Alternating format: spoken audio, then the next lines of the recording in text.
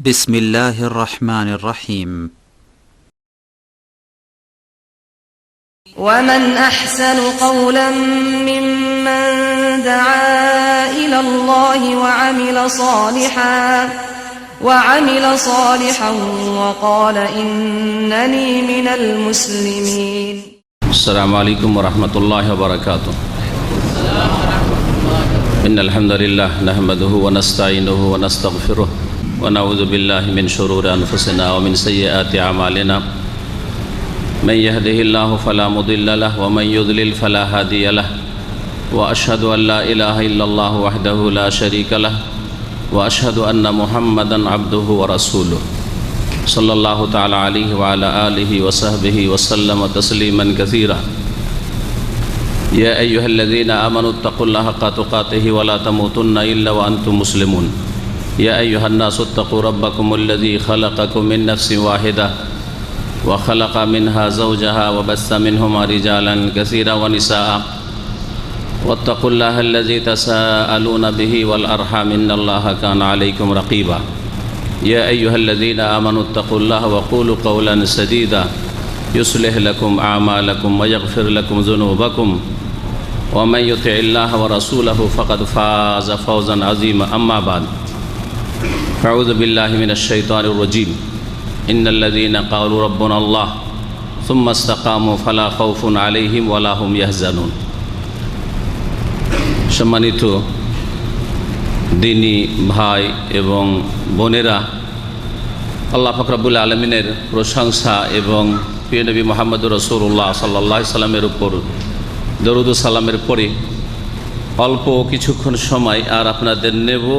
9:30 বাজতে যাচ্ছে, কারণ আমাদের আলোচনাও শেষ করতে হবে। তারপরে আবার বেশ কিছু আপনাদের জন্য পুরস্কার আছে, আর তারপরে খাওয়া দাওয়ার ব্যবস্থা আছে। আর মসজিদের আলোচনা ইসলামী সেন্টারের ভিতরে হলে হয়তো অসুবিধা ছিল না, রাত 12টা-1টা চালিয়ে দিল, কোনো অসুবিধা ছিল না। কিন্তু মসজিদে এইরকম দীর্ঘ আলোচনা আসলে উচিত নয়। এশা পরে বিশেষ করে অধিকাংশ আরবি দার্সগুলো দেখবে যে মাগরিব এশার মাঝখানে হয়, কিন্তু প্রবাসীরা আসলে মাগরিব এশার মাঝখানে ফ্রি হতে পারে না, যার ফলে আমরা এশা পরে এই প্রোগ্রামগুলি আপনাদের জন্য রাখি অনেক চেষ্টার পরে। এমনিতে এশা পরে দীর্ঘ সময় মসজিদ খুলে রাখা এটা আসলে একটু চিন্তা করে রাখতে হয়, যেটা অনেকে বুঝে না, যার ফলে অনেকেই আসে, আরামে আসছে, খেয়ে দিয়ে হয়তো আসছে, অথবা আসছে কাজকর্ম সেরে আসছে। ওরা এসে আসলে দিনের কথা শুনতেও পায় না, শেষখানে এসে পৌঁছে, যেটা ভালো লাগে না, দৃষ্টিকটুও লাগে। তো যে কোনো কারণে হোক আলহামদুলিল্লাহ সহি সালামত পৌঁছে গেছি। কিন্তু আজকে এমন একটা প্রয়োজনে ছিলাম যে যদি ওয়াদা না থাকতো পূর্ব থেকে, তাহলে এখানে হয়তো আজকে আসতাম না। এমনি যদি সাধারণ আলোচনা হয়তো, মাসিক আলোচনা না হইতো, ওয়াদা এরকম না থাকতো বিজ্ঞাপনে, তাহলে আমি আসতামই না আজকে হয়তো। শেখেরা ছিলেন যথেষ্টই, এমনিতেও যথেষ্ট, আলোচনা যথেষ্ট হয়ে গেছে। বিষয়বস্তু ইচ্ছা করেছিলাম যে হজের ফজিলত বা হজের ইহকাল পরকালের উপকারিতা সম্পর্কে আলোচনা করব, কিন্তু বিষয়টা এত লম্বা যে কমপক্ষে 1 ঘন্টা প্রয়োজন। এজন্য আজকে সেটা স্থগিত রাখছি। ইনশাআল্লাহ তাআলা সামনে বৃহস্পতিবার না হলে তার পরের বৃহস্পতিবার ইনশাআল্লাহ ইসলামী সেন্টারে এই বিষয়ে আলোচনা হবে। হজটা আরও একটু কাছে আসবে। তবে যারা হজে যেতে ইচ্ছুক, বরং যাদের ওপর আল্লাহ পাক হজ ফরজ করে দিয়েছেন, এখনও ফরজ হজ আদায় করেননি, তারা এখন থেকে মানসিক দিক থেকে, আর্থিক দিক থেকে, আর যেসব প্রয়োজন রয়েছে হজের আগে, সেসব দিক থেকে প্রস্তুতি নেন, যাতে করে আপনার নিয়তে আল্লাহ বরকত দান করেন। এখন থেকে নিয়ত করবেন যে আমি হজটা সারবো, তাহলে নিয়ত গুণে বরকত, এটা আমাদের আঞ্চলিক ভাষা, নিয়ত গুণে বরকত। ইন্নামাল আমালু বিন্নিয়াত, এটা হাদিসের ব্যাখ্যায় বলতে হবে। মানুষের কাজকর্ম, আমল, নামাজ, রোজা, হজ, যাকাত ইত্যাদি ইবাদত বন্দেগী, এই যে হজে, এটা নির্ভর করে কিসের ওপর? নিয়তের ওপর। আমার কম পয়সা লাগছে, ফ্রি পাচ্ছি না পাচ্ছি, এসব দেখা দেখেন। আমি হজ করব, আল্লাহ আমার হজ ফরজ করেছেন, এই নিয়ত যদি রাখেন, এটা আমার প্রথম কাজ। আমার বাড়িঘর তৈরি করা প্রথম কাজ নয়, দেশে থাকার মতো, চলার মতো বাড়িঘর আছে। হজ ফরজ, হজ আমি করব যদি নিয়ত করেন তো আল্লাহ সহজ করে দেবেন। ফাইজা আজামতা ফাতাওয়াক্কাল আলাল্লাহ, যদি দৃঢ় সংকল্প হয়ে যাও, অন্তরে যদি আপনি প্রতিজ্ঞা করেন যে আমি ইনশাআল্লাহ এবারে হজ ছাড়ব, তো আল্লাহ বলছেন ফাতাওয়াক্কাল আলাল্লাহ, আল্লাহর প্রতি ভরসা করো, ইনশাআল্লাহ আল্লাহ পাক তৌফিক দেবেন। কিন্তু নিয়তেই যদি দ্বিধাগ্রস্ত হন, করব কি করব না, এত কত টাকা লাগছে দেখি, যদি ফ্রিতে পেয়ে যায় 2-4 হাজার, 1,500-2,000 টাকায়, ইত্যাদি ইত্যাদি, বা এমনিতে একেবারে এইরকম কিছু লোকেরা আছে, তো ওই রকম করলে আসলে হজ মানুষের নিয়তের উপর নির্ভর করছে, গুরুত্বপূর্ণ একটি ইসলামের ইবাদত। এই জন্য আজকে শুধু এতটুকু বলবো যে হজের প্রস্তুতি নেন, আর্থিক দিক থেকে হালাল পয়সা জমা করেন, হালাল রুজি খান, যাতে করে হজটা কবুল হয়। আর মানসিক দিক থেকে প্রস্তুত থাকেন, ইমানি দিক থেকে প্রস্তুত থাকেন। ইমানিক দিক থেকে প্রস্তুত হওয়া হচ্ছে যে হজের আগে যেই কাজগুলি ফরজ, সেই কাজগুলি যেন আপনার পারফেক্ট থাকে, ফুল থাকে। হজের আগে আরও কয়টা ফরজ আছে ইসলামের রুকুন? 4টা, তাই না? তাহলে ওই 4টাকে আগে পুরা করতে হবে। হজ করার আগে আপনাকে আপনার কালেমা শাহাদাত ঠিক রাখতে হবে, লা ইলাহা ইল্লাল্লাহ বলেছেন, তার বিপরীত যেন আপনার আকীদা আমলে শিরক না থাকে, দুর্গা না থাকে, দরগাও না থাকে, জি, জীবিত না থাকে, মৃত না থাকে, কেউ দিতে পারে, ভালো মন্দের মালিক, এইসব শিরকি আকীদা যেন না থাকে। আগে লা ইলাহা ইল্লাল্লাহকে ঠিক করুন, তারপরে কালেমা তাইয়্যিবার দ্বিতীয় অংশ মুহাম্মদুর রাসূলুল্লাহকে ঠিক করুন। ঠিক করা মানে মুখে শুধু বলা, জিকির পড়া নয়। মুহাম্মদ সাল্লাল্লাহু আলাইহি ওয়াসাল্লাম আল্লাহর রসুল, মানে আল্লাহর তিনি দূত, আল্লাহর পক্ষ থেকে আল্লাহর যে আপনার থেকে কামনা চাওয়া, হ্যাঁ, যে এইভাবে ইবাদত করতে হবে, এটা কার মাধ্যমে জানবেন? রাসূলের মাধ্যমে। তিনি হচ্ছেন মুহাম্মদুর রাসূলুল্লাহ সাল্লাল্লাহু আলাইহি ওয়াসাল্লাম। সুতরাং মুহাম্মদুর রাসূলের কোনো মন্ত্র না, কোনো জিকির না, আর শুধু মুখে পাঠ করা নয়, হ্যাঁ, আর মনে শুধু বসিয়ে নেওয়া নয়, বরং অন্তরে বসিয়ে নিয়ে বিশ্বাস করে, কথায় উচ্চারণ করে, কাজে বাস্তবায়ন করা। আমি রসুলের তরিকা ছাড়া অন্য কোনো তরিকা বুঝি না, আমি এসব তরিকা ফরিকা বুঝি না, একমাত্র মুহাম্মদুর রাসূলুল্লাহ সাল্লাল্লাহু আলাইহি ওয়াসাল্লামের তরিকা ছাড়া, এক আল্লাহর ইবাদত ছাড়া কারো ইবাদত উপাসনা বুঝি না, আর এক রসুলের তরিকা ছাড়া অন্য কোনো তরিকা বুঝি না। এটা হচ্ছে প্রথম কাজ আপনার। আল্লাহ ইবাদতের জন্য পয়দা করেছেন, ইবাদত আল্লাহর, আর ইবাদত কেমন করে করতে হবে এটা জানার জন্য আল্লাহ পাঠিয়েছেন রসুল। রসুলের তরিকায় আমাকে ইবাদতবন্দি করতে হবে, আমার আকীদা আমল ঠিক করতে হবে। তারপরে দ্বিতীয় পর্ব হচ্ছে সালাত, 5 ওয়াক্ত সালাত। 5 ওয়াক্ত সালাতে যদি 1 রাকাত ঘাটতি থাকে, 1 রাকাত 2 রাকাত ঘাটতি, সব ঠিক আছে, শুধু ফজরে গোলমাল, তাহলে আপনার হজের নিয়ত করে লাভ নেই।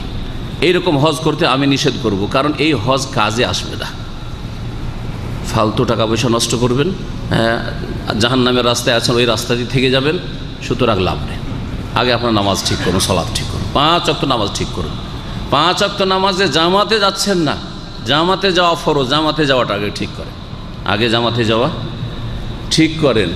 তারপরে যখন দেখছেন আলহামদুলিল্লাহ আমার 5 ওয়াক্ত ফরজ নামাজ ঠিক হয়ে গেছে, সুন্নত বাধ্যতামূলক পড়তে বলছি না, আপনি সুন্নতের হেফাজত করবেন, আপনার নেকির অঙ্ক বাড়বে, কিন্তু সুন্নতের কারণে জাহান্নামে যেতে হবে না, সুন্নতে ঘাটতির কারণে। কিন্তু ফরজে 1 রাকাত ঘাটতির কারণে জাহান্নামে যেতে হবে, এতে কোনো সন্দেহ নেই, কোরআন এবং হাদিসে কথাই বলে।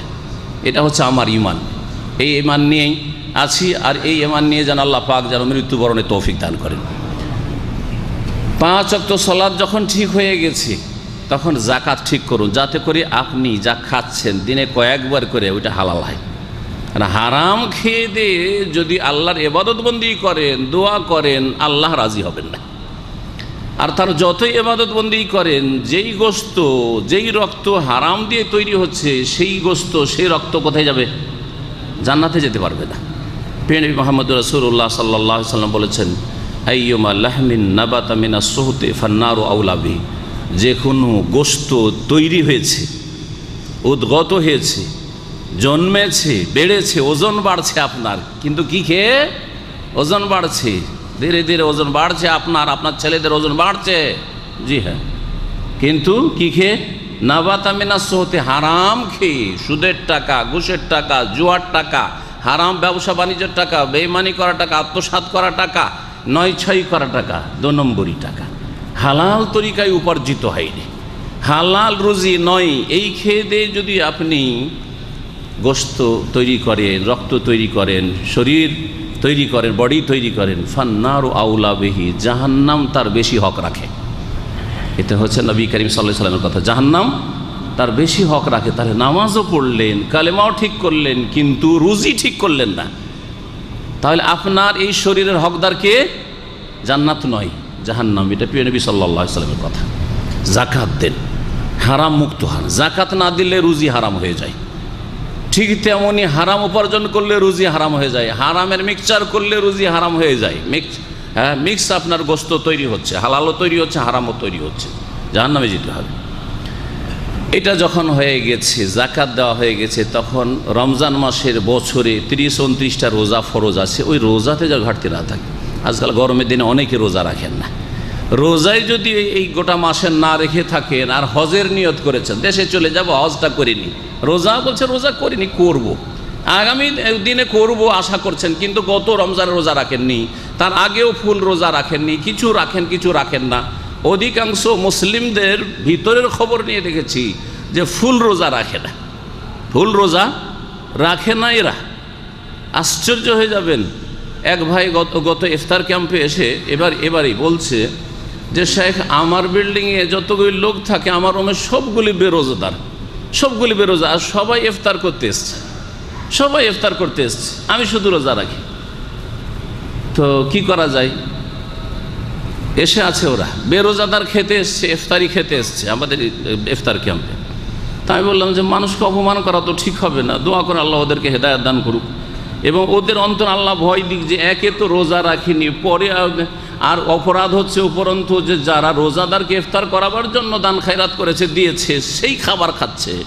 তো আসলে এদের কিঞ্চিত পরিমাণ নেই। যারা রোজা রাখেনি তারা বেনামাজি, আসলে তার আগে নামাজ নেই, তো রোজার কথা, সিয়ামের কথা আর কি বলবে। যখন 4 নম্বরে ইসলামের পিলার রোজা ঠিক হয়ে গেছে, 5 নম্বরে নিয়ত করুন যে বাইতুল্লাহর হজটা সেরে যাব, এবং যত তাড়াতাড়ি সম্ভব, এই বছরই ফরজ হয়েছে, বিলম্ব করা জায়েজ নয়, তাড়াতাড়ি এই বছরই হজটা সারতে হবে। আশ্চর্য হয়ে যায় আমাদের দেশের মানুষের ওপর যে হজের ক্ষেত্রে এত কেন বিলম্ব করে। দেশের মানুষরা 20-22 বছর বয়সেই হয়তো হজ ফরজ ছিল, পয়সা আছে, কিন্তু 70-80 বছরের বুড়া না হলে হজে আসবে না। দুনিয়ার সমস্ত কাজকাম সারবে, হারাম খেতে হলে মন ভরে সারা জীবন ধরে হারামটা খেয়ে নেবে, কারণ হজ করে আসার হারাম খাওয়া যাবে না। হজ করে এসে আর একটা জাহিলিয়াত আছে, জমিতে পা দেওয়া যাবে, নিজের জমিতে নাকি পা দেওয়া যাবে না, মাঠে ঘাটে নামা যাবে না, হ্যাঁ, আর হারাম তো খেতে যাবেই না, এই আশা করছে। সেই জন্য ওই বুড়ো হওয়ার পরে 70-75 বছর বয়সে রিটায়ার হওয়ার পরে চাকরি করলে, না হলে ছেলে মেয়েদের সব বিবাহ শাদী সারার পরে, আর যখন কোনো কাজের লায়ক না, অযোগ্য, কোনো কাজের যোগ্যতা নেই, তখন শেষখানে চল হজটা সেরে আসি। আর এখানেও মসজিদের খাদেম, মসজিদে শুধু খাদেম না, আমি চিনি, আর আশেপাশের মহল্লাতেই আমাকে আজকে থেকে 3-4 বছর আগে বলছে যে শেখ ইসলামিক সেন্টার থেকে হজ হচ্ছে। বলছি কেন, কার জন্য? বলছে আমার জন্য। আমি হজ করেনি, তাকে অনেক দিন থেকে চিনি, অনেক দিন ধরে থাকে।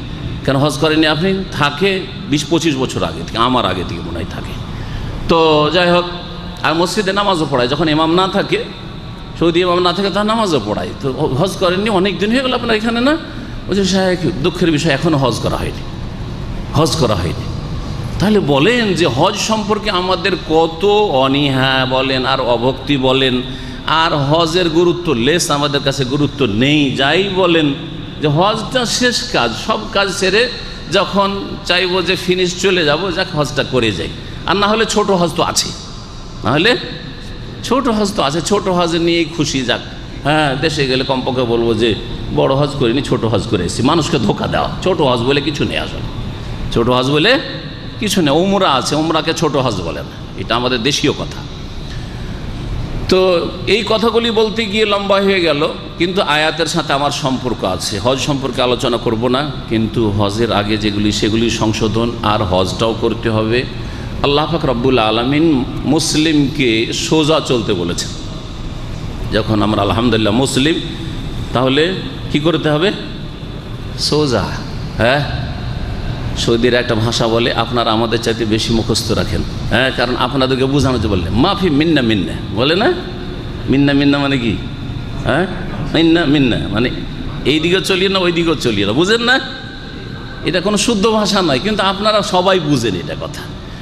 তো মুসলিম হইলে মাফি মিন্না মিন্না, জি হ্যাঁ, এদিকে করবো ওইদিকেও করবো, এদিকেও কিছু খাবো ওইদিকেও কিছু খাবো, হ্যাঁ, পাপও করবো নেকিও করবো, জান্নাতে যাওয়ার কাজও করবো জাহান্নামে যাওয়ার কাজ করব। এটা ইস্তেকামা না, এটা সোজা মুসলিমের কাজ না। ভাই সোজা মুসলিম হন, সহজ ভাষা। আমার ভাষা এত সহজ করে বলছি আপনাকে যে অন ক্লাসও পড়েনি সেও যেন বুঝে, আর যদি সে পিএইচডি করে আসে সেও যেন বুঝে, আর সেও যেন কবুল করে। ও বলুক যে ভাষা জানে জানে না সেটা আমার দেখার বিষয়টাই। তো বলছি যে সোজা মুসলিম হইতে হবে, এই মর্মে কোরআনে কারিমে বেশ কিছু আয়াত রয়েছে। একটি আয়াত পেশ করেছি সূরা আহকাফ থেকে, ইন্নাল্লাযীনা ক্বালু রাব্বুনাল্লাহ সুম্মা ইসতাকামু, নিঃসন্দেহে যারা বলল যে আমাদের মালিক আমাদের প্রতিপালক আল্লাহ, মানে মুমিন মুসলিম হইল। অন্য ভাষায় যে ব্যক্তি নিজে মুমিন মুসলিম হইল, রাব্বুনাল্লাহ বলল, মানে সে হচ্ছে মুমিন মুসলিম, কাফের নয়, অমুসলিম নয়, মুমিন মুসলিম হইল। মুমিন মুসলিম হয়ে যখন গিয়েছো আলহামদুলিল্লাহ পড়ো, জন্মসূত্রে হয়ে গেছি আলহামদুলিল্লাহ, সবচেয়ে বড় আলহামদুলিল্লাহ।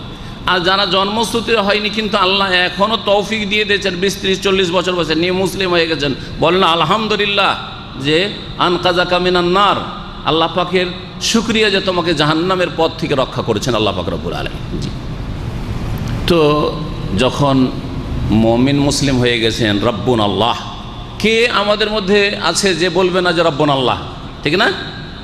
রব্বুন আল্লাহ, আমাদের রবকে আল্লাহ। কবরে যখন যাবেন, আমরা যখন কবরে যাব তখন 3টা প্রশ্ন হবে। প্রথম প্রশ্ন হবে মান রব্বকা, তোমার মালিককে, রবকে, সৃষ্টিকর্তাকে, পালনকর্তাকে। জবাবে কি বলবেন? রব্বি আল্লাহ। এক বচন হচ্ছে রব্বি আল্লাহ, আমার রব আল্লাহ। আর কোরআনের এই আয়াতে রয়েছে রব্বুন আল্লাহ, যারা বলল যে আমাদের রব আল্লাহ, বহু বচন। রব্বুন আল্লাহ যদি দুনিয়াতে বলেন তো কবরে রব্বি আল্লাহ বলতে পারবেন, আর দুনিয়াতে যদি রব্বি আল্লাহ না বলেন, রব্বুন আল্লাহ আমাদের রব আল্লাহ না বলেন, তো কখনো মওতের পরে বলতে পারবেন না যে আমাদের রব আল্লাহ। যারা বলল রব্বুন আল্লাহ কিন্তু আল্লাহ রব, আর আল্লাহকে মানেন না, আল্লাহর পথে চলেন না, বাঁকা পথে চলেন, তাহলে কি আল্লাহকে মানা হইল? রব মানা হইল? বাপের ছেলে আপনি, লোকে জিজ্ঞাসা করলে যে আপনার আব্বা কোনটা, বলছে এটা আমার আব্বা, কিন্তু আপনার আব্বার কোনোটাই মানেন না আপনি, আদেশও মানেন না আর নিষেধাজ্ঞাও মানেন না আপনি। তাহলে আপনার বাবা কি বলে, আমি কি তোর বাপ? তোর কি বাপ? না, আমি তোর বাপ নয়, তুই আমাকে মানিস না, কিসের বাবা কিসের ছেলে তুই, ঠিক না? ঠিক কিনা বলেন? আপনি যদি ছেলে জন্মে থাকেন তো আপনিও বলবেন, ছেলেমেয়েরা যখন সাবালক হবে আর যখন মানবে না আপনাকে, আল্লাহ না করে এরকম হয় আপনার, তখন আপনিও বলবেন যে তুই আমার জন্মাই না, তুই আমার ছেলেই না, ঠিক না? আমি তোর বাপ না, আমাকে বাপ বলবি না। রাব্বুন আল্লাহ বলছেন, তাহলে কি করতে হবে? আল্লাহ বলছেন সুম্মা ইসতাকামু, তাহলে সোজা হয়ে গেল, সোজা হয়ে যেতে হবে। যখন রাব্বুন আল্লাহ বলেছেন তাহলে কি করতে হবে? সোজা হয়ে যেতে হবে। এই সোজা কেমন করে হবেন, এই 2-3টি কথা বলে শেষ করব। কেমন করে সোজা হবেন? যদি সোজা হয়ে যান আল্লাহকে রব মেনে নেওয়ার পরে, তো আল্লাহ বলছেন ফালা খাউফুন আলাইহিম, তাদের কোনো ভয় নেই, কোনো ভয় নেই আপনার। কবরের জীবন বলে ভয়, হিসাব নিকাশ বলে ভয়, জাহান্নাম বলে ভয়, আল্লাহর আযাব বলে ভয়, যে কোনখানে যে ফেসে যাব, কোনো ভয় নেই। সোজা যদি চলেন তো ফালা খাউফুন আলাইহিম, কোনো ভয় নেই, ওয়ালা হুম ইয়াহজানুন, আর কোনো চিন্তাও নেই। সামনে যেদিকে যাচ্ছেন ওইদিকে ভয় ভয় করছেন যে কি জানি কি আছে না আছে, ভয় নাই। যেদিকে যাচ্ছে ওইদিকে ভয় নাই, মওতের পরে কোনো ভয় নাই। যেদিকে আগামী জীবনের ক্ষেত্রে ভয় নেই।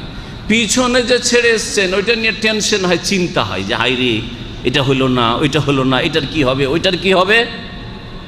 তো যখন মওতের মুখে পাড়ি দিচ্ছেন আপনি, মওতের দ্বারে, সেই সময় পিছনে স্ত্রী ছেড়ে যাচ্ছেন, ছেলে মেয়েদেরকে ছেড়ে যাচ্ছেন, হ্যাঁ, ধন সম্পদ ছেড়ে যাচ্ছেন, ছেলেমেয়েরা নাবালক নাবালিকা রয়েছে, এদের কিছুই করে দিতে পারলাম না, একটা হয়তো বাড়িও করতে পারিনি ইত্যাদি, থাকবে কোথায়, এদের ইনকাম কোনো সোর্স নেই, কি করে খাবে, এসব চিন্তা করিও না। ওয়ালাহুম ইয়াহজানুন, কোনো চিন্তাও নেই। দুটি কথা, দুটি কাজ করেন, দুটি ফল আল্লাহ বলছেন। আল্লাহকে রব বলে মেনে নেন আর সোজা মুসলিম হয়ে যান। হ্যাঁ, সোজা মুমিন মুসলিম হয়ে যান, তাহলে কোনো ভয় নেই, কোনো চিন্তা নেই। আল্লাহ পাক এই বিষয়টিকে সূরা ফুসসালাতে লম্বা করে বলেছেন, যেটা বললে কথা লম্বা হয়ে যাবে। যারা রব্বুন আল্লাহ বলল সুম্মাস্তাকামু তাতানাজ্জালু আলাইহিল মালাইকাতু আল্লা তাখাফু আলা তাহজানু, এই দুটি কথা চলে আসলো। ওয়া আবশিরু বিল জান্নাহ, জান্নাতের সুসংবাদ, আল্লাতী কুনতুম তুআদুন, যার ওয়াদা করা হয়েছে, এইভাবে চললে নাহনু আউলিয়াকুম ফিল হায়াতিদ দুনিয়া, তো ফেরেশতারা বলবেন যে আমরা তোমাদের বন্ধু ছিলাম, অফিল আখিরা, আর পরকালেও তোমাদের বন্ধু। ওয়ালাকুম ফিহা মা তাশতাহি আনফুসুকুম, জান্নাতে যা চাইবে তাই পাবে। ওয়ালাকুম ফিহা মা তাদদাউন, আর যা তোমাদের মনে তলব হবে তাই তোমাদের জন্য রয়েছে। নজুলাম মিন গাফুর রহিম, আল্লাহ পাক রব্বুল আলামিন তোমাদের আতিথ্য করবেন, মেহমান নওয়াজি করবেন। আল্লাহ মেজবান হবেন, তোমরা আল্লাহর মেহমান হবে জান্নাতে। রব মেনে নিতে হবে আর সোজা মুসলিম হইতে হবে। সোজা মুসলিম কেমন করে হবেন? সোজা মুসলিম হওয়ার জন্য প্রথম যেই কাজটি করতে হবে সেই কাজ থেকে শুরু করি। তার আগে একটি হাদিস বলে ওইদিকে বাড়ি। প্রিয় নবী সাল্লাল্লাহু আলাইহি সাল্লামকে সুফিয়ান বিন আবদুল্লাহ সাকাফি জিজ্ঞেস থেকে বর্ণিত, তিনি বলছেন, ইয়া রাসূলুল্লাহ কুল্লি ফিল ইসলামে কাউলান, আমাকে ইসলামের ক্ষেত্রে একটি সারসংক্ষেপ কথা বলেন, শর্টকাট চাই। শর্টকাট কোরআন হাদিস আছে না অন্য তরিকা আছে? হ্যাঁ, শর্টকাট কোরআন হাদিস আছে। আর যারা বলবে আমাদের তরিকাটা চিশতিয়া সাবেরিয়াটা হচ্ছে শর্টকাট, হ্যাঁ, সহি কথা না মিথ্যা কথা? মিথ্যা কথা। মানুষের বানানো কথা কখনো শর্টকাটটা, মানুষের বানানো কি করে শর্টকাট হইতে পারে? আল্লাহ যা দিয়েছেন সেটা শর্টকাট। দেখেন কত শর্টকাট, রব্বুন আল্লাহ বলেন, সোজা চলেন, কত শর্টকাট। জি, তাহলে কোনো চিন্তা নেই। জি, কোনো চিন্তা না। আপনি আল্লাহর ওলি, আল্লাহর ওলিদের কোনো চিন্তা নেই। আল্লাহ পাক সূরা ইউনূস আলা ইন্না আউলিয়া আল্লাহি লা খাউফুন আলাইহিম ওয়া লা হুম ইয়াহজানুন, একই কথা। আল্লাহর বন্ধুদের না কোনো চিন্তা আছে না ভয় আছে। আর আল্লাহর বন্ধু তাহলে কারা? দুটি আয়াতের সমন্বয় করলে যারা রব্বুন আল্লাহ বলার পরে সোজা মুসলিম, সিধা সাদা মুসলিম হন, বাঁকা মুসলিম হইেন না, সোজা মুসলিম হইতে হবে। এখন সোজা মুসলিম হইতে হলে হাদিসটি শোনাই। যখন সাহাবী জিজ্ঞাসা করলেন কুল্লি ফিল ইসলামে কাউলান লা আসআলু আনহু আহাদান বাদাকা, আপনার পরে আর এই বিষয়ে যেন কাউকে জিজ্ঞাসা করার প্রয়োজন না হয়।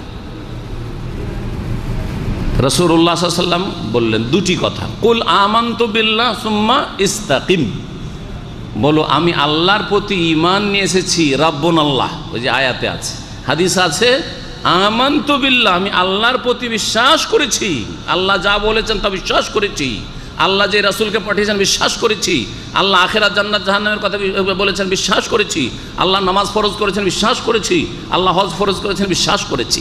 আমানতু বিল্লাহ, আল্লাহর প্রতি ঈমান নিয়ে এসেছি। সুম্মাস্তাকিম, তারপরে সোজা হয়ে যাও। ইস্তেকাম মানে কি? ইস্তেকাম মানে সোজা হয়ে যাওয়া। কামা ইয়াকুম মানে দাঁড়ানো, হ্যাঁ, কামা থেকে হচ্ছে ইস্তাকিম, তাহলে সোজা যে দাঁড়িয়ে যায় সে হচ্ছে মুস্তাকিম। মুস্তাকিম নাম রাখে, হ্যাঁ, রাখে না? মুস্তাকিম মানে সোজা। এটা এই যে সোজা আছে এটা হচ্ছে মুস্তাকিম, এটা সোজা না, মাকা। জি, সুম্মাস্তাকিম, তারপরে সোজা মুসলিম হয়ে যাও। এই নবী করিম সাল্লাল্লাহু আলাইহি সাল্লামের ওসিয়ত দুটি কথায়, আমানতু বিল্লাহ, আল্লাহর প্রতি ঈমান নিয়ে আসো, আর সোজা মুসলিম হয়ে। সোজা মুসলিম হওয়ার জন্য প্রথম আল্লাহর দ্বীন সম্পর্কে এলেম শিখতে হবে। এলেম শিখতে হবে। আমি মসজিদে পৌঁছিতেই ইঙ্গিত শুনলাম আমাদের ছোট ভাইয়ের বক্তব্যে যে আপনারা বই অনেকে নিতে আগ্রহী না, কিতাব নিতে আগ্রহী না, কিতাব যদি আপনাকে দেওয়া হয় তো নিতে আগ্রহী না, কিন্তু যদি হ্যাঁ একটা মোবাইল কার্ড দেওয়া হয় ওইটাই দেন, যায় নামাজ দেয় ওইটাই দেন, হ্যাঁ ওইটাই দেন আমাকে। জি হ্যাঁ, কিতাব নিতে আগ্রহী না। আর যদি কিতাব নেন অনেকে আগ্রহের সাথে ফ্রি পেলে কিতাব নিয়ে নেবেন অথবা পয়সা দিয়েও নেবেন। এক শ্রেণীর লোক আছে, আলহামদুলিল্লাহ আমাদের অনেক ছাত্র আছে পয়সা দিয়েও কিতাব নেয়, এটা যে সব ফ্রি আশায় থাকে, মেলা শ্রেণীর মানুষ আছে। জি হ্যাঁ, তো এখন আলহামদুলিল্লাহ আমাদের মুসলিম ভাইদের মধ্যে কল্যাণ আছে, অনেকে পয়সা খরচ করে কিতাব নিচ্ছে, কিন্তু যারা পয়সা খরচ করেও কিতাব নিচ্ছে অথবা আগ্রহের সাথে কিতাব নিচ্ছে, নিজে পড়ার প্রয়োজন মনে করে যে আমি কিতাবটা নিয়ে আমার বাপকে দেবো, মাকে দেবো, ছেলেকে দেবো, মেয়েকে দেবো, ভাইকে দেবো, দেশবাসীকে হেদায়েত করবো, আর না হলে ফেলে রাখে।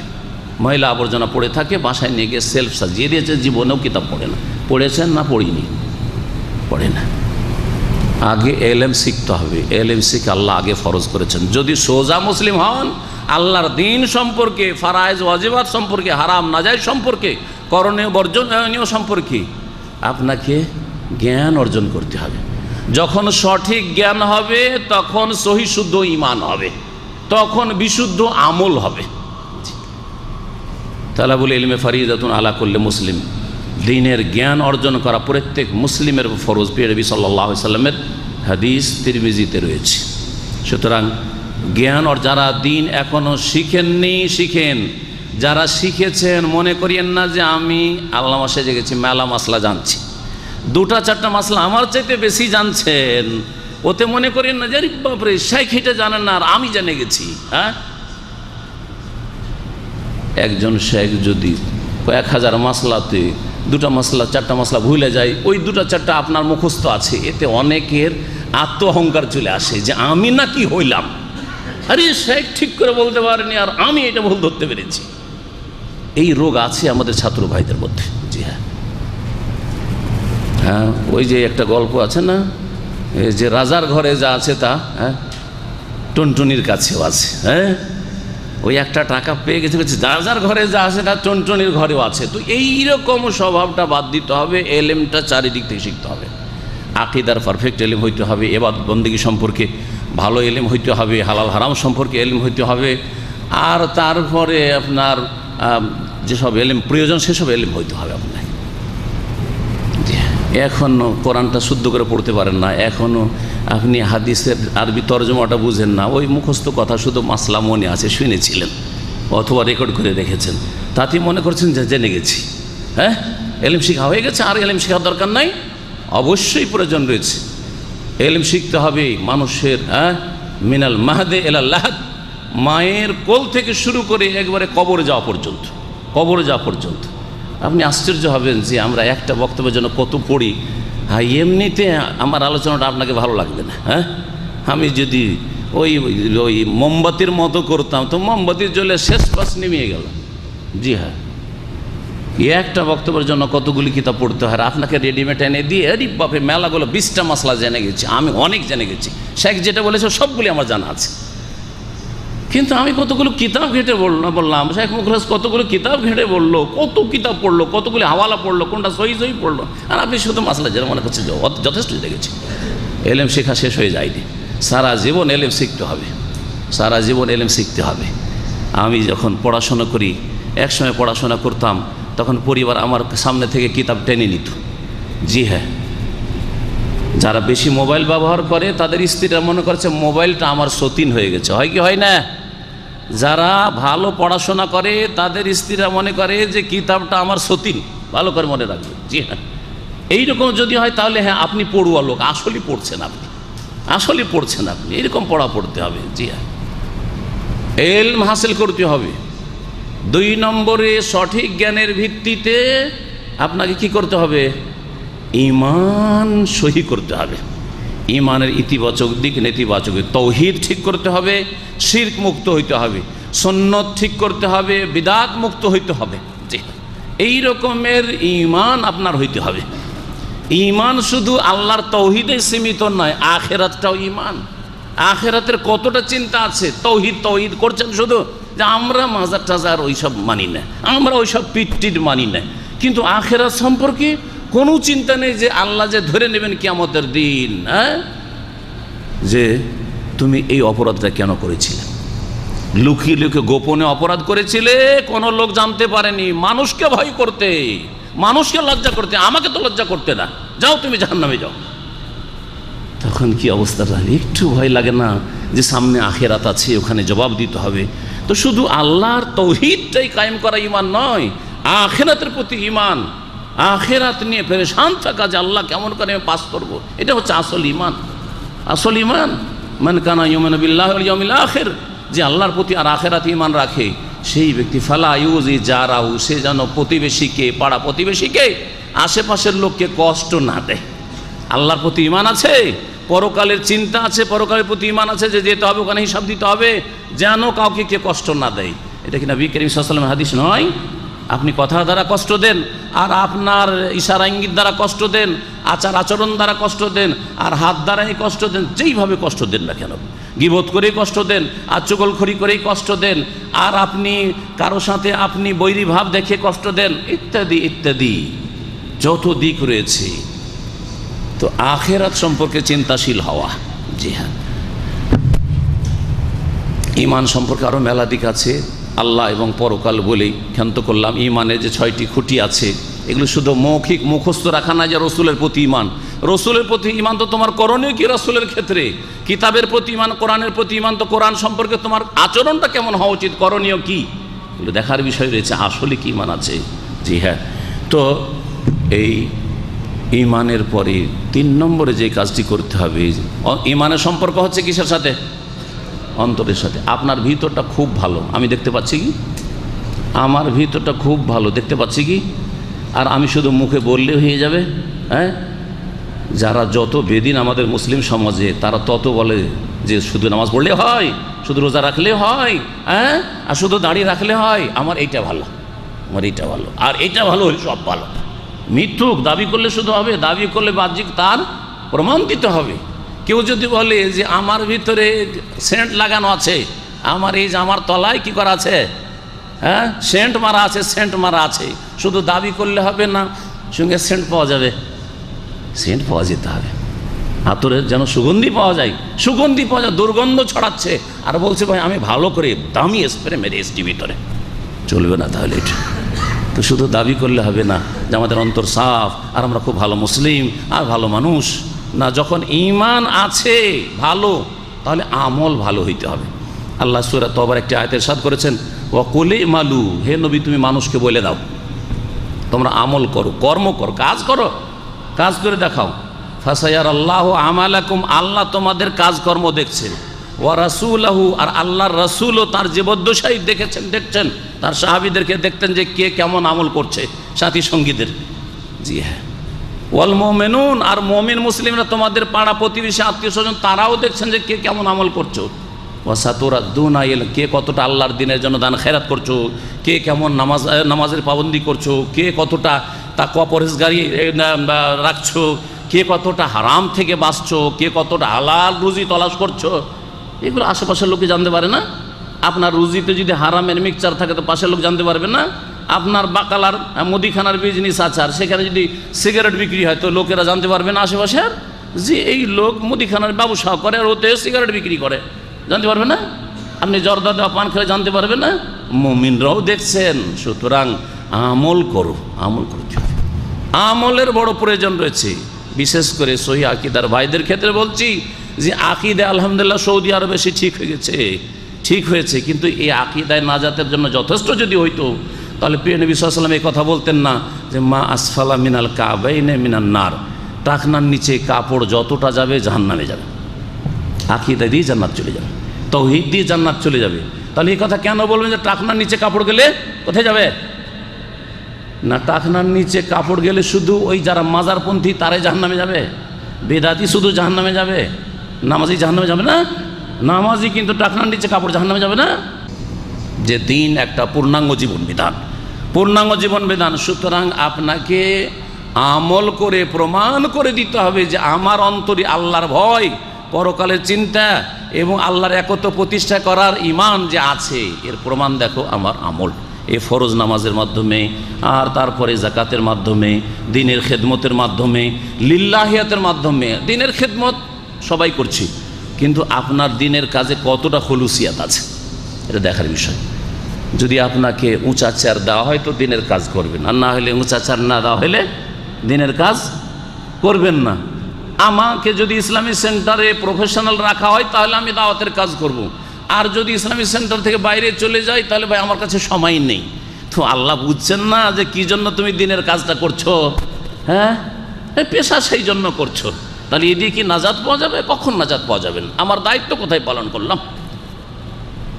সুতরাং মনে রাখবেন যে আপনাকে যখন উঁচা কুরসি দিবে, যখন মান ইজ্জত দেবে, তখন আপনি দিনে দাওয়ার কাজ করবেন, আর না হলে কেটে পড়বেন না। এরকম হওয়া উচিত নয়। এইরকম যদি করেন তাহলে আপনার নিয়তে খোটা আছে, নিয়তে খারাপই আছে। আমলে ঠিক হইতে হবে। আমলে যেমন ফরজ অজেবের হেফাজত করতে হবে, সুন্নত নফল বাড়াইতে হবে, তেমন হারাম নাজায়েজ থেকে বাঁচতে হবে। হারাম নাজায়েজ থেকে বাঁচতে হবে। গীবত করলে জান্নাতে যাওয়া যায় না জাহান্নামে যেতে হয়? চুগলখোর জান্নাতে যাবে না জাহান্নামে যাবে? তাহলে যদি চুগলখোরি থাকে, মহব্বতের জন্য আমি একটা উদাহরণ দিই। কোনো দিনী ভাই মনে করলেন যে শেখের বিরুদ্ধে একটা কথা বলেছে, ঠিক আছে আমাকে মহব্বত করেন, ভালো কথা, কিন্তু আমি ক্লিয়ার স্পষ্ট বলছি, মহব্বত করেন আমার সাথে। আমার বিরুদ্ধে কেউ একটা কথা বললো, তখন এসে আমাকে বলে শেখ আপনার সম্পর্কে এরকম কথা বললো। এটা বলার উদ্দেশ্য কি আপনার? উদ্দেশ্য যদি হয় যে শেখের মন জয় করবো, তার কাছের লোক হব, তাহলে হারাম কাজ করলেন আপনি, কাবিরা গুনাহ করলেন, জাহান্নামে যাওয়ার কাজ করলেন। কিন্তু যদি হয় যে এটা বিশাল আকার ধারণ করছে, ফিতনা হতে যাচ্ছে, সুতরাং এর জন্য সংশোধন হওয়া উচিত, ইন্নামাল আমালু বিন্নিয়াত, সংশোধন হওয়া উচিত। তার জন্য আপনাকে চিন্তা করতে উত্তম পন্থা কি? উত্তম পন্থা আমাকে বলে দিয়ে ওই লোককে আমার নজরে দুশমন বানিয়ে দেওয়া নয়। উত্তম পন্থা ছিল যে আরও কি দু একজন ভাইকে বলে যে এই লোক এই রকমের মন্তব্য করে থাকে যেটা অবাস্তব, মিথ্যা কথা বলে, আর সত্য কথা হলে গীবত করা কোথায় জায়েজ ব্যক্তি জীবনের ক্ষেত্রে। তাহলে এই লোকের সংশোধন করার জন্য আমরা ওকে নিয়ে বসি, অথবা ওর সাথে আলোচনা করি, ওকে বুঝাই। উদ্দেশ্য কি হইতে হবে? ইন উরিদু ইল্লাল ইসলাহ, সংশোধনের উদ্দেশ্য হবে। কিন্তু যদি ফাসাদ সৃষ্টি করার উদ্দেশ্য হয় যে এদের মাঝে দূরত্ব পয়দা হয়ে যাক, আমি কাছের হয়ে যাই আর সে দূরের হয়ে যাক, এইরকম যদি উদ্দেশ্য থাকে তো জাহান্নামে যাওয়ার কাজ করলেন। তাহলে শুধু আপনার তৌহিদ দিয়ে আর শুধু শিরক মুক্ত হয়ে আর পীর মুক্ত হয়ে আর বিদাত মুক্ত হয়ে আর নামাজ পড়ে জান্নাতে যাওয়া যাবে না। এইগুলো ঠিক হইতে হবে, আমল এগুলো, এই আমলগুলি ঠিক হইতে হবে। আমল যখন ঠিক হয়েছে, কয়টা বললাম? ইলম শিখতে হবে, ঈমান ঠিক করতে হবে, আমল ঠিক করতে হবে। আপনি আমল ঠিক করেছেন, আপনার দায়িত্ব আছে আপনার আশেপাশের লোককে দাওয়াত দিতে হবে। ওয়াতাওয়াসাউ বিল হক, হকের কথা অন্যকে জানাতে হবে। আপনার স্ত্রীকে জানাবেন, আপনার বাপ মাকে জানাবেন, আপনার ছেলে মেয়েকে জানাবেন, আপনার আত্মীয় স্বজনকে জানাবেন, দাওয়ার কাজ করবেন। কিন্তু আগেই দাওয়ার কাজ, আপনি নিজেকে পরিষ্কার করতে চান না, নিজের সংশোধন চান না, অন্যের সংশোধনের জন্য আপনি মরিয়া হয়ে আছেন। ওর মধ্যে কেন এটা দোষ, ওর মধ্যে কেন এটা দোষ? আপনার মধ্যে দোষ আছে, ওইটা আগে ঠিক করেন। নিজের দোষ নিয়ে পেরেশান থাকা উচিত। 10টা বেজে গেছে, এখানে আলোচনা আমি শেষ করে দিচ্ছি। এই 4টি কথা মনে রাখবেন। যদি সোজা মুসলিম হতে চান, দিন সম্পর্কে এলেম হাসিল করুন। আমাদের সেন্টারে, রাকা ইসলামিক সেন্টারে শেখ সালিমউদ্দিন আছেন, ওখানে দায়ী প্রশিক্ষণ কোর্স চলছে। 1ম লেভেল, 2য় লেভেল, 3য় লেভেল। ওখানে হাজির হন। আপনারা মহরম থেকে শুরু হবে, নাম লেখান, অ্যাডমিশন নেন, ফ্রি, সব কিছু ফ্রি, সেখানে ক্লাস ফ্রি। আপনার 1 পয়সা লাগবে না, 1 পয়সা লাগবে না। বরং চেষ্টা করা হচ্ছে যে এখান থেকে গাড়ির ব্যবস্থা দেওয়া যায় কিনা, কারণ অনেকেই যেতে আগ্রহী, তাদের কাছে যাতায়াত ব্যবস্থা নেই। চেষ্টা করা হচ্ছে এই কোর্সে আপনারা ভর্তি হন। আর আমাদের এখানে তো প্রায় দিনে দর্শ আছে। আমাদের ইসলামিক সেন্টার বিশেষ করে সিকোতে প্রায় দিনে, বৃহস্পতিবারে আছে, শুক্রবারে সারা দিন আছে, শনিবারে আছে, তারপরে আমরা বাকি দিনগুলো আছে। আশেপাশে কোথাও থাকেই, যোগাযোগ রাখলে হবে যে কোথায় আলোচনা আছে। আল্লাহ পাক যেন দিন শিখার তৌফিক দান করেন, ঈমান সুন্দর করার তৌফিক দান করেন, আমল ভালো করার তৌফিক দান করেন, আখলাক চরিত্র ঠিক করার তৌফিক দান করেন। আল্লাহ পাক রব্বুল দিনের দাওয়াত আল্লাহর বান্দাদের পর্যন্ত পৌঁছাবার তৌফিক দান করেন। সমস্ত রকমের গুনাহ থেকে বেঁচে থাকার তৌফিক দান করেন। আল্লাহ বালা মুসিবত থেকে যেন বাঁচিয়ে রাখেন। আল্লাহ পাক রব্বুল আলামিনের কাছে দোয়া করি, যারা অসুস্থ রয়েছেন তাদেরকে শিফা দান করেন। মুমিন মুমিনাত মুসলিম ভাই বোনেরা যে যেখানে আছেন, আর বিশেষ করে যারা এখানে হাজির হয়েছেন, তাদের যে বালা মুসিবত রয়েছে, পেরেশানি রয়েছে, আল্লাহ পাক যেন দূর করে দেন। আল্লাহ পাক রব্বুল আলামিন সমস্ত রকমের ফিতনা থেকে আমাদের যেন হেফাজত করেন। যেসব ভাইরা এখনও হজ করেন তাদেরকে হজ বাইতুল্লাহ করে যাওয়ার তৌফিক দান করেন। আল্লাহ পাক রব্বুল আলামিন তাদের রুজিতে যেন বরকত দান করেন। যারা হজ করেছেন তাদেরকে আরও বেশি নফল হজ করার তৌফিক দান করেন, তাদের রুজিতে আল্লাহ পাক বরকত দান করেন। ওয়া সাল্লাল্লাহু আলা নবিয়িনা মুহাম্মদ ওয়া আলা আলিহি ওয়া সাহবিহি আজমাইন। যে শিশু চিৎকার করে জেগে ওঠে, এক্ষেত্রে ঝাড়ফুঁক বা অন্য কিছু দোয়া বা বিশেষ দোয়া থাকলে জানাবো। ঘুমের মধ্যে বাচ্চারা চিৎকার করে উঠে বা লাফিয়ে উঠে, এটা হয়। যদি হয় কোনো বাড়িতে, তো ওই বাড়িতে বেশি বেশি সূরা বাকারা তেলাওয়াত করেন, সূরা বাকারার তেলাওয়াত করেন। শুধু চালিয়ে রাখবেন না, অনেকে খুব ঠক, নিজে তেলাওয়াত করবে না, শুধু তেলাওয়াত ক্যাসেটে চালিয়ে রাখে বা টিভিতে চালিয়ে রাখে, এটা যথেষ্ট নয়।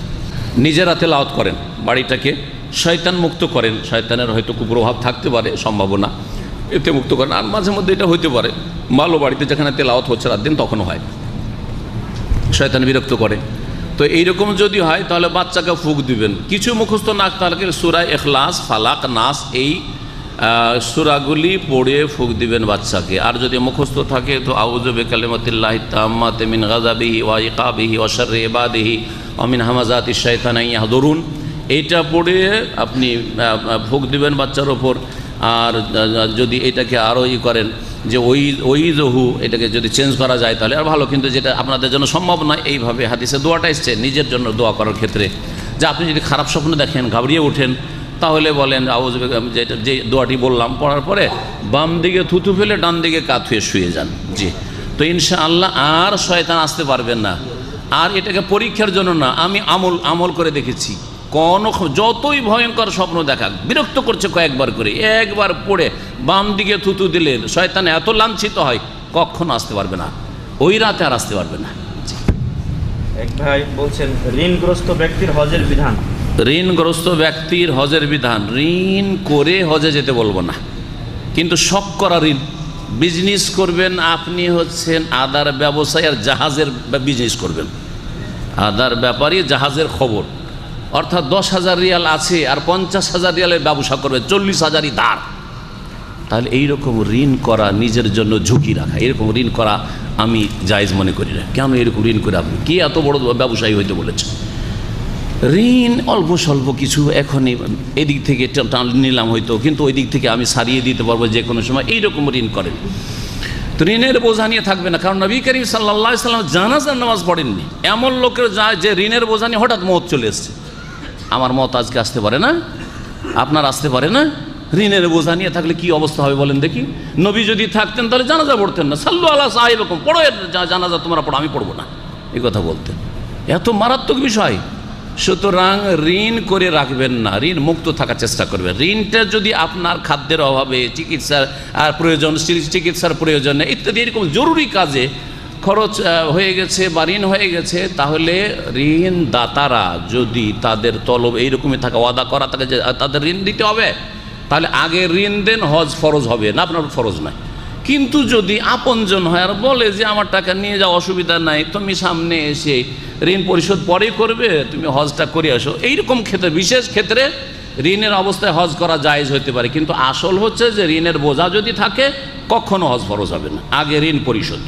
কিন্তু ঋণ আবার ওই বড় বড় কোম্পানিগুলোর ব্যাংকের লোন নেওয়ার মতো না, কথা বুঝছেন? যে আমি বড় বড় ব্যবসা চালানোর জন্য ঋণ নিয়ে রেখেছি, না, এরকম কাজ করবেন না। জি জি, জমি কেনার জন্য, বাড়ি করার জন্য টাকা দেশে নিয়ে গেছে 5 লাখ টাকা, আর বাড়ি ধরেছে 20 লাখ টাকার। আমি চিনি বহু লোককে, কেন 20 লাখ তো কম বললাম, 30-40 লক্ষ টাকার বাড়ি ধরেছে, আর ঋণে ডুবে এসছে, এইদিকে ঋণ, ওইদিকে ঋণ, ওইদিকে ঋণ। কেন এইরকম বাড়ি করবেন? আলহামদুলিল্লাহ আমি এখনও বাড়ি করিনি, অসুবিধাটা কি?